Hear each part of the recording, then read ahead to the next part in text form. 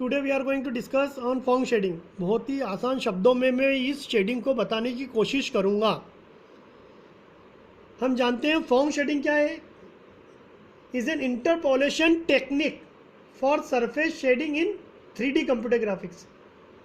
It is also called Phong interpolation. ये interpolation technique है। सबसे पहले आप समझ लीजिए कौन सी शेडिंग है। ये इंटरपोलेशन टेक्निक है। इसको फॉन्ग इंटरपोलेशन या नॉर्मल वेक्टर इंटरपोलेशन शेडिंग भी कहते हैं। अब इसको यूज क्यों करते हैं हम, और इसको डेवलप किसने करा? तो डेवलप करा फॉन्ग ब्यू टोंग ने। इसको हम यूज क्यों कर रहे हैं? क्योंकि गोरार्ड शेडिंग में मैकबेंड इफेक्ट आ रहा था। मैकबेंड इफेक्ट क्या होता है ये मैंने आपको गोरार्ड शेडिंग में बताया था। Highlights dark and bright streaks. Display में हमें हाईलाइट हो रहे थे डार्क और लाइट स्ट्रिक्स। उसको रिड्यूस करने के लिए फॉन्ग ब्यू टोंग ने इस मेथड को डेवलप करा है, जो मोर एक्यूरेट रिजल्ट प्रोड्यूस करेगी, मोर रियलिस्टिक डिस्प्ले प्रोड्यूस करेगी।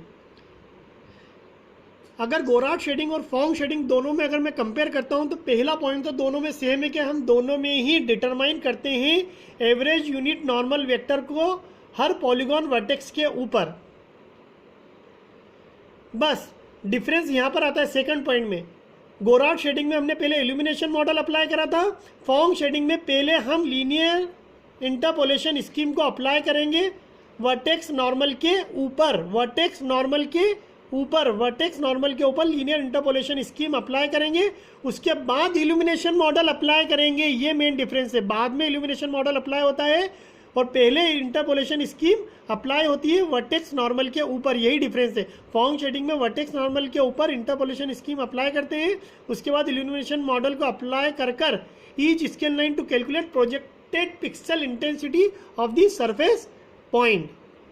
तो यहाँ तक तो मेरे को लगता है सभी को बहुत आसानी से समझ में आ गया होगा डिफरेंस। हम देख सकते हैं, मैंने बोला है कि इंटरपोलेशन स्कीम अपन जानते ही दो नॉन वैल्यू की मदद से अननोन वैल्यू को हमने कैलकुलेट करा है। आप देख सकते हैं N1 और N2 की मदद से हमने वर्टेक्स नॉर्मल के ऊपर जो इंटरसेक्शन पॉइंट है उसके ऊपर नॉर्मल वेक्टर की वैल्यू को कैलकुलेट करा है बाय यूजिंग N1 और N2। ये दो नॉन वैल्यू की मदद से अननोन वैल्यू को हमने कैलकुलेट करा है। सक्सेसिव कैलकुलेशन हम परफॉर्म करते जाएंगे। इंक्रीमेंटल मेथड अप्लाई करेंगे to evaluate normal vector at this vertex along the each scale line. इसमें अब क्या हो रहा है कि इंटेंसिटी को हम बाद में कैलकुलेट करें। Intensity calculation using an approximation normal vector at each point along the scale line. तो यहाँ पर क्या होगा, इंटेंसिटी को हम बाद में कैलकुलेट कर रहे हैं by using approximated surface normal vector. तो यहाँ पर क्या होगा, कैलकुलेशन ज़्यादा लगेंगे। कैलकुलेशन ज़्यादा लगने की वजह से इसमें क्या होगा, इसकी स्पीड स्लो हो जाएगी। लेकिन इसका एडवांटेज क्या है फॉन्ग शेडिंग का, कि इसने मैकबेंड इफेक्ट को रिड्यूस कर दिया है और यहाँ पर रियलिस्टिक डिस्प्ले दिखाई देता है। इसको मैं आपको एक एग्जाम्पल के थ्रू सिंपल बता सकता हूँ। आप देख सकते हैं फ्लैट शेडिंग के द्वारा हमें ऐसा स्फीयर दिखाई दे रहा था। गोरार्ड शेडिंग के द्वारा और रियल इमेज प्राप्त हुई है हमें यहाँ पर देखिए।